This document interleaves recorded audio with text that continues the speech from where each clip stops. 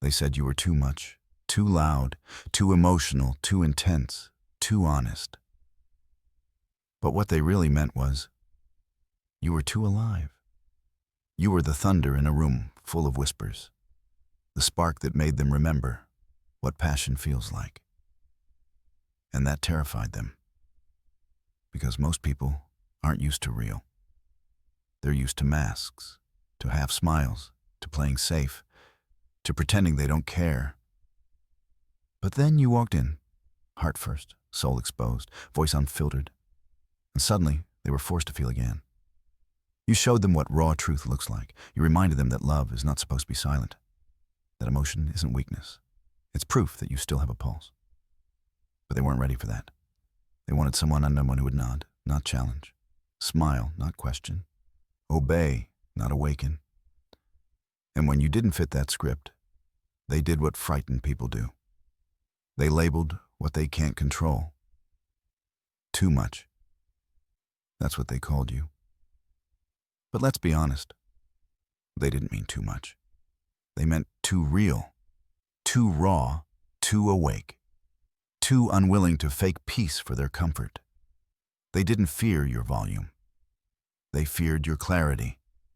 They feared that your presence revealed their emptiness, that your fire exposed their shadows, that your truth burned through the lies they built their identities on. You were never the storm.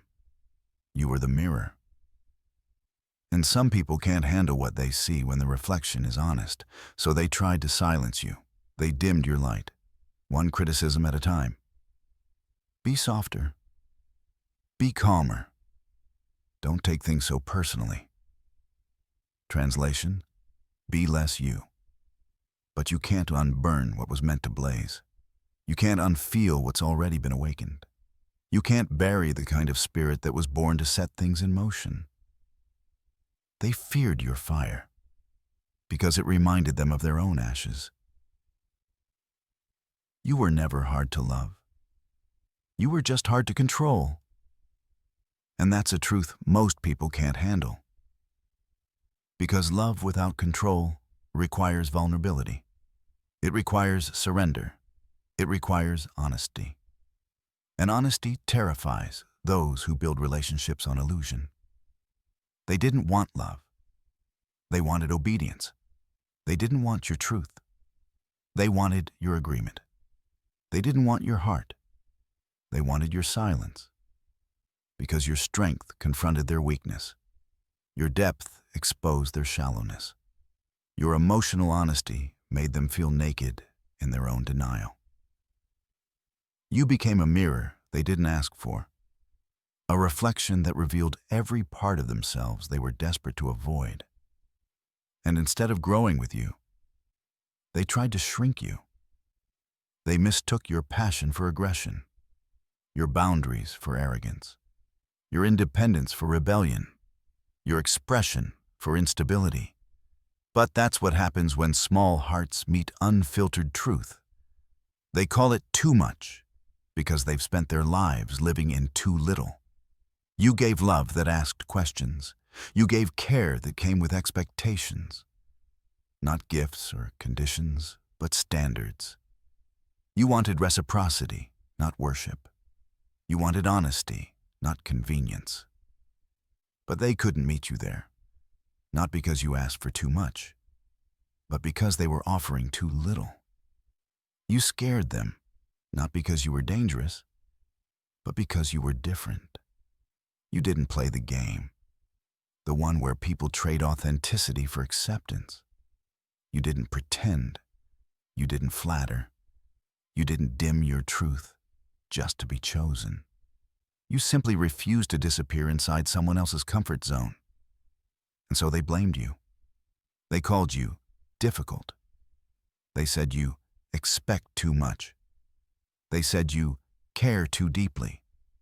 They said you feel too strongly. But what they really meant was this: you make me confront myself.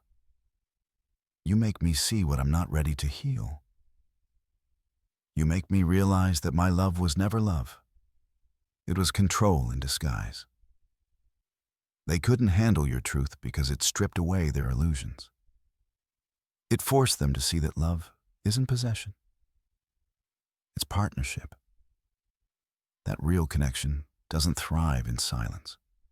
It breathes through honesty. But they didn't want growth. They wanted comfort. They wanted you quiet, smiling, agreeable. A version of you that didn't challenge their comfort zones. And you tried, didn't you? You tried to be what they wanted. You softened your words. You swallowed your feelings.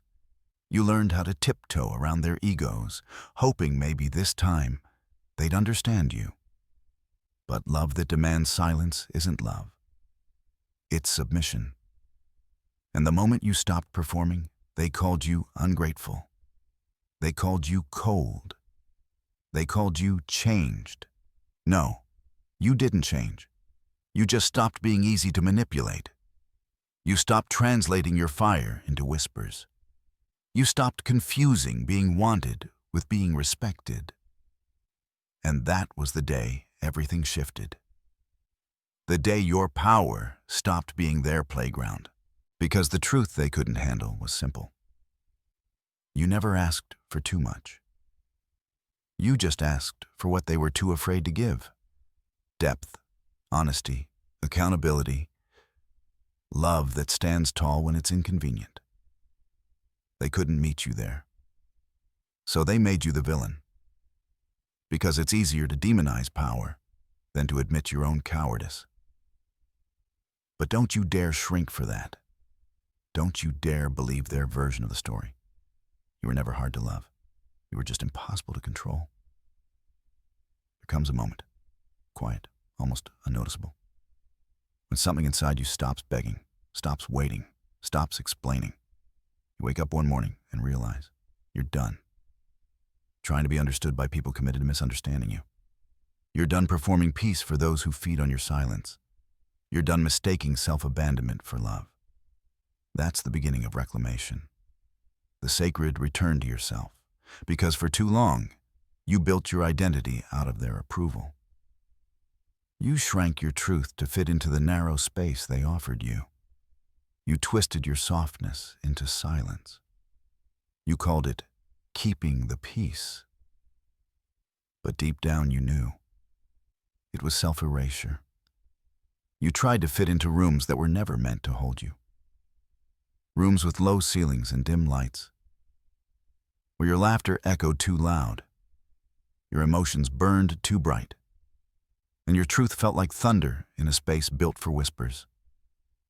So you dimmed yourself, piece by piece, voice by voice, until one day you didn't recognize your own reflection. You had become everything they could love, and nothing you could respect. But here's the thing about fire. You can smother it, you can bury it, but you can't kill it. It waits. It breathes beneath the ashes, patient and quiet, until one spark, one heartbreak, one awakening, one final disappointment sets it ablaze again.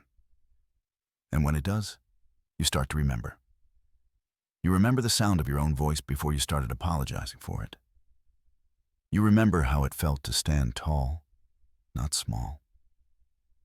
You remember that love isn't supposed to feel like walking on glass. You remember that your emotions aren't a flaw. They're proof that you're still alive. That's when you begin to rise. Slowly, unapologetically, you reclaim your voice, not as a weapon, but as truth. You start saying no and meaning it. You stop explaining your boundaries like they're up for negotiation. You stop trying to earn the love that should have been freely given, because you finally understand. You never lost your worth. You only gave it to people who couldn't see it. Reclamation isn't about revenge. It's not about proving them wrong. It's about remembering who you were before they convinced you that who you were was too much. It's about peeling away the layers of pretending, of overgiving, of swallowing your words to keep others comfortable. It's about coming home to the version of you that never needed to beg to be seen. You begin to walk differently, speak differently. You no longer chase, you attract, because your energy no longer whispers, "Choose me." It declares, "I choose myself." And that declaration, that shift, changes everything. The world begins to rearrange around your truth. The people who can't meet you there fall away. And that's not loss, that's cleansing. You stop trying to keep what's meant to leave because you finally trust what's meant to stay. Reclamation is not a roar. It's a quiet knowing. It's the moment you stop doubting your power and start living it. You stop asking, "What's wrong with me?" and start asking, "Why did I ever let them make me forget who I am?" You understand now. You were never made to blend in. You were never made to dim down to be loved. You were made to burn, not for destruction, but for illumination. And the ones who can't handle that light, let them hide, let them flinch, let them call it too much. Because you're not here to be manageable. You're here to be memorable, unforgettable, undeniably you. You don't belong to their comfort anymore. You belong to your becoming.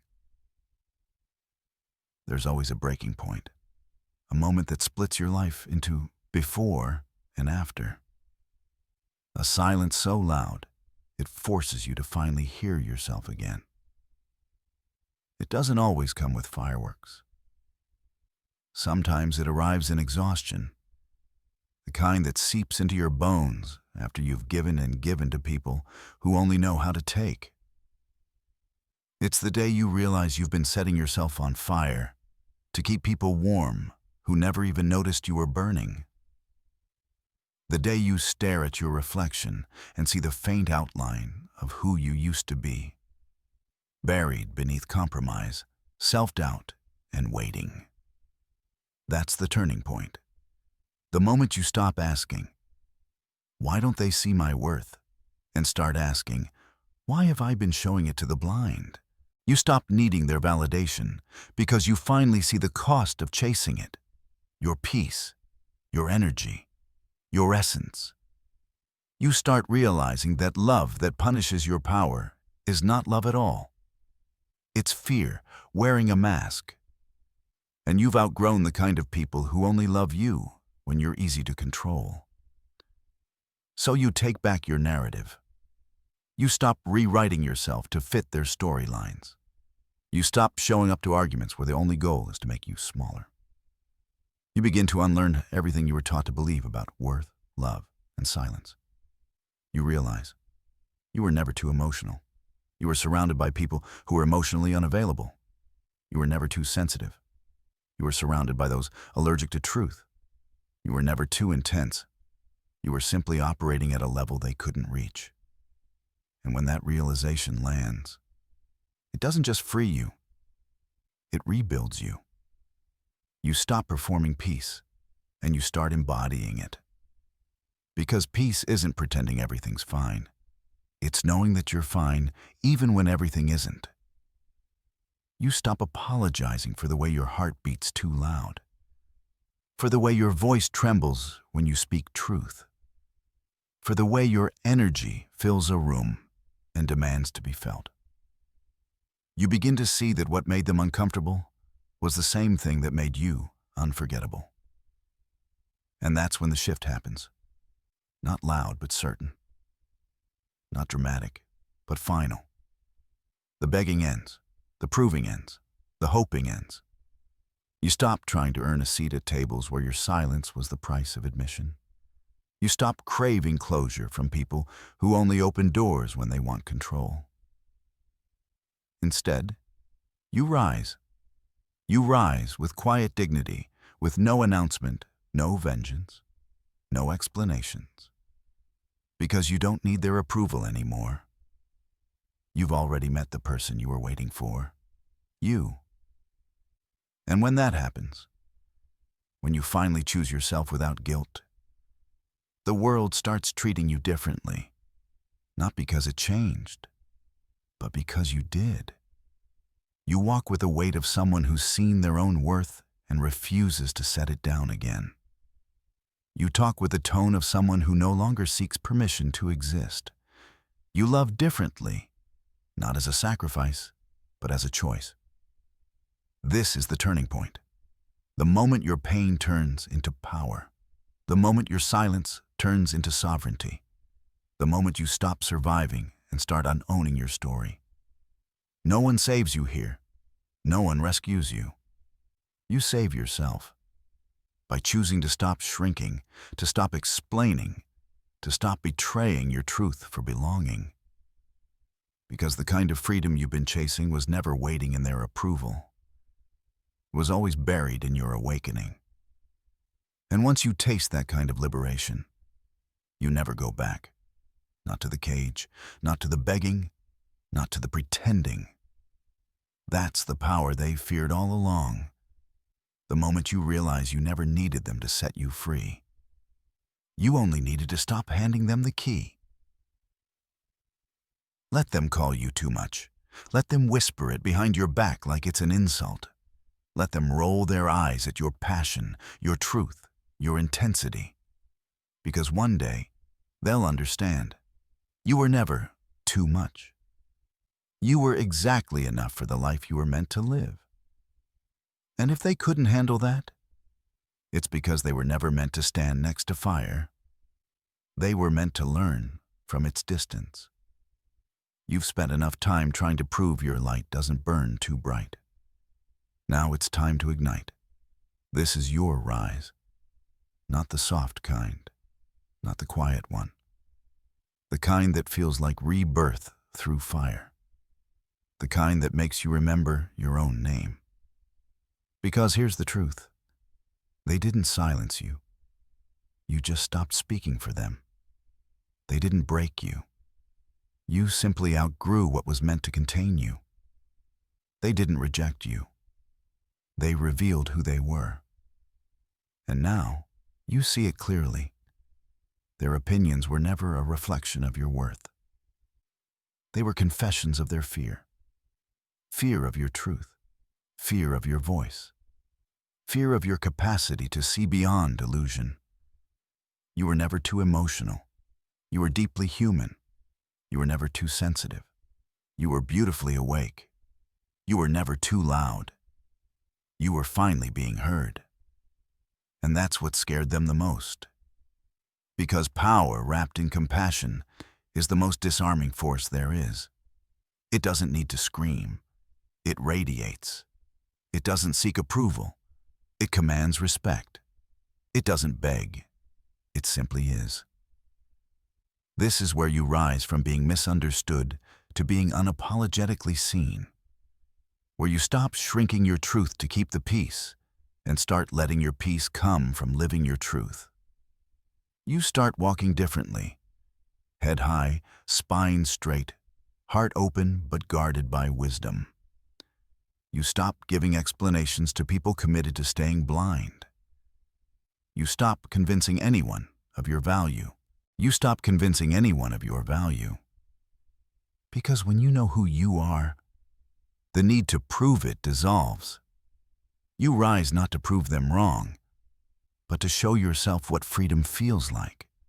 Freedom from chasing love that demands your silence. Freedom from performing humility when what you really carry is grace. Freedom from the belief that your worth depends on being understood. And yes, people will still talk. They'll still call you names, still twist your strength into threat, still paint your growth as arrogance. But that's fine, because every time they do, they confirm what you already know. They fear what they can't define. You rise anyway, not out of anger, but out of purpose, because your life was never meant to be lived in apology. You were not born to make yourself smaller for comfort. You were born to expand, to evolve, to echo. And as you rise, something sacred happens. You begin to attract differently. The energy you once spent begging now pulls in people who speak your language, who love your fire instead of fearing it, who meet your depth instead of drowning in it. Because when you rise, the frequency changes.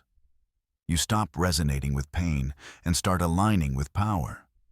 You stop reacting and start creating. You become the storm they said you were. But now you control the thunder.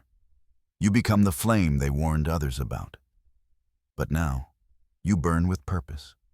You become everything they feared and everything you were meant to be. So let them talk. Let them watch. Let them wonder how you're still standing after everything they tried to break in you. Because you didn't just survive.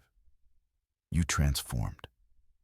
You took every wound, every betrayal, every too much, and turned it into gold. That's the rise. Not revenge, not rebellion, resurrection. You're not coming back to who you were. You're becoming who you were always meant to be. And from this point on, you don't dim, you don't shrink, you don't explain. You speak, you shine, you soar. Because your rise is not a phase. It's your becoming. And there's no turning back now. So here you are. After the storms, after the silence, after the breaking and the rebuilding, you stand in the wreckage of everything you once called love. And you realize it wasn't a grave. It was a birth. Because you didn't die when they left. You shed. You didn't lose yourself. You found yourself under all the layers of compromise, under all the versions of you that begged to be enough. You are enough. You always were. They just taught you to question it because your confidence made them doubt theirs. But now, that doubt is gone. You've buried it. You've buried every lie they fed you, every too much, every you're crazy, every you expect too much, every why can't you just let it go? You've turned all of it into fuel, because the truth is, your light was never the problem. Their comfort with darkness was. They told you to tone it down, to be smaller, to smile softer, to speak less, to need less. But the world doesn't heal from silence. The world changes when someone dares to speak. And that someone is you. You were never too much. You were too awake for people who live half asleep. You were too bold for people who confuse meekness with goodness. You were too open for people who mistake numbness for peace. You were never asking for too much. You were asking from the wrong ones. And now you know. You don't beg for space. You create it. You don't chase love. You become it. You don't dim your fire to be chosen. You burn brighter until you're recognized. Let them say what they want. Let them twist your story. Let them call your boundaries attitude. Let them call your passion anger. Let them call your strength ego. You know what it really is. Clarity. You've learned that loving yourself will look like rebellion to those still ruled by fear. But love yourself anyway. Forgive yourself anyway. Rise anyway. Because the world doesn't need another person who knows how to stay silent. It needs someone who reminds others that feeling deeply is not a flaw. That speaking truth is not arrogance. It's freedom. So don't shrink when they say you're too much. Smile. Because what they're really saying is, you're more than I'm ready for. And that's okay. You weren't sent here to be palatable.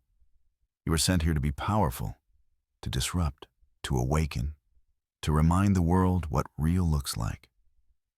So own it. Own every part of yourself they told you to hide. Own your voice, your fire, your heart, your chaos, your calm. Own your softness and your steel. Own the parts that tremble when you speak truth. And speak anyway. Because this is your becoming. This is your freedom. This is your roar. And if they still think you're too much, then tell them this. Maybe I am. But I'm finally too much for the wrong people and just enough for myself.